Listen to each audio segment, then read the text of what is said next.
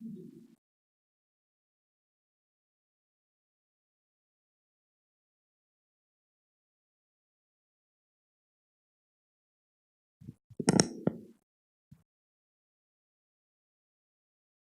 Lord be with you. A reading from the Holy Gospel according to Luke. Some Pharisees came to Jesus and said, "Go away, leave this area, because Herod wants to kill you." He replied, "Go and tell that fox, 'Behold, I cast out demons and I perform healings today and tomorrow, and on the third day I accomplish my purpose. Yet I must continue on my way today, tomorrow, and the following day, for it is impossible that a prophet should die outside of Jerusalem. Jerusalem, Jerusalem, you who kill the prophets and stone those sent to you. How many times I yearned to gather your children together as a hen gathers her brood under her wings, but you were unwilling. Behold, your house will be abandoned. But I tell you, you will not see me until the time comes when you say, 'Blessed is he who comes in the name of the Lord.'" The Gospel of the Lord.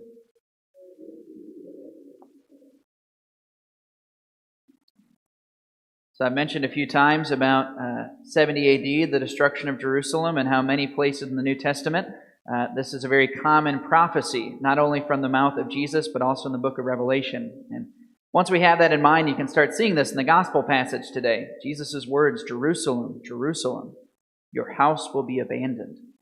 It's a prophecy of the Lord's house being abandoned, the temple, which was destroyed in 70 AD.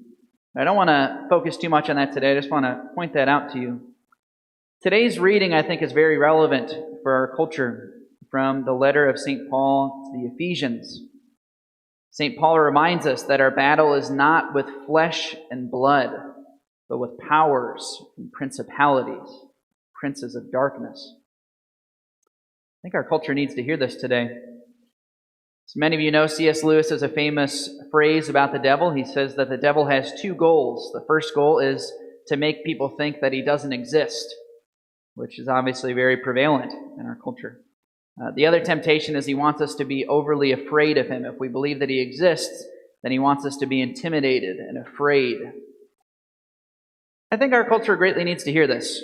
The devil is real, and he is active. I think there's many ways you can point this out. I think you can show in history how real the devil is. One of the most obvious examples that I always point to is what happened when people came to the New World in North America. The Aztecs, when they were encountered by the Spaniards, they were literally worshiping the god of the darkness, the drinker of blood, offering human sacrifice. What could that possibly be if not the devil? In fact, this is a huge part of church tradition that many pagan religions, they weren't just harmless religions worshiping idols. They literally were the worship of demons. Literally.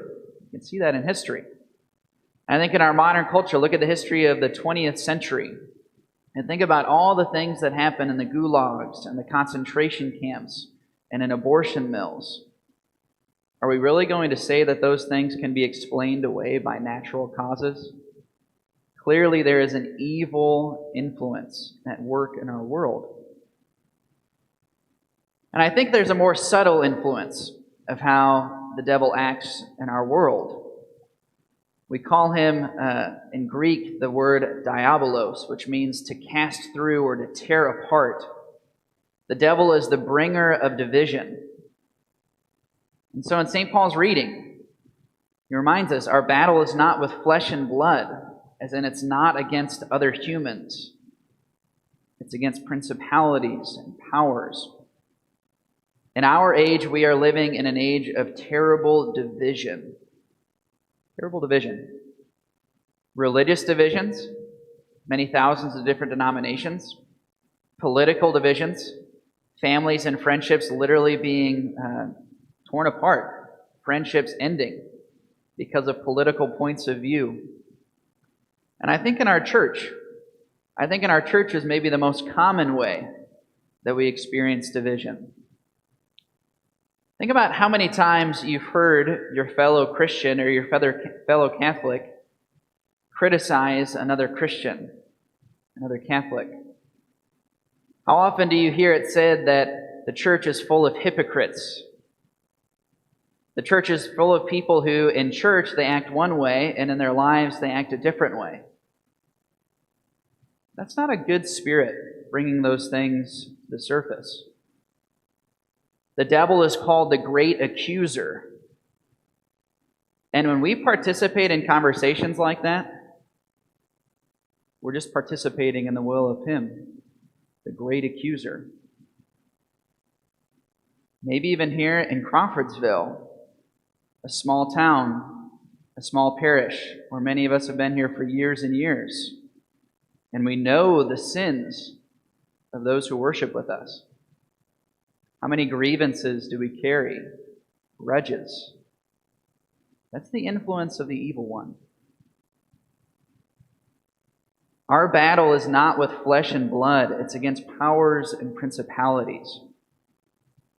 It'd be very helpful for us to remember that with those grudges that we carry in our hearts.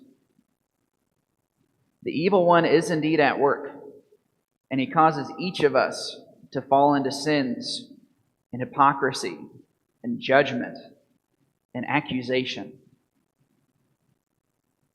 He really is the only true enemy, not our fellow parishioner, not our fellow American. I think each of us would do well to reflect on this. How many enemies do we hold in our hearts, in our minds? They are not the true enemy. The only true enemy is the devil himself and his powers and his principalities.